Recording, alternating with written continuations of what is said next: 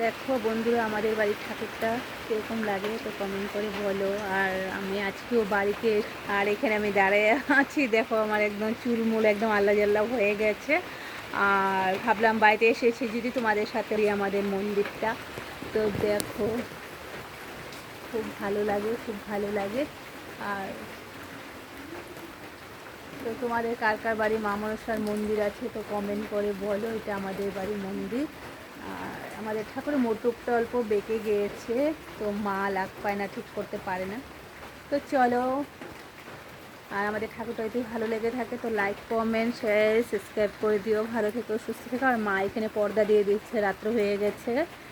আর চলো, কমেন্ট করে যদি ভালো লেগে থাকে কমেন্ট শেয়ার সাবস্ক্রাইব করে দিও। ভালো থেকো, সুস্থ থেকো, আর আমার পাশে থেকো।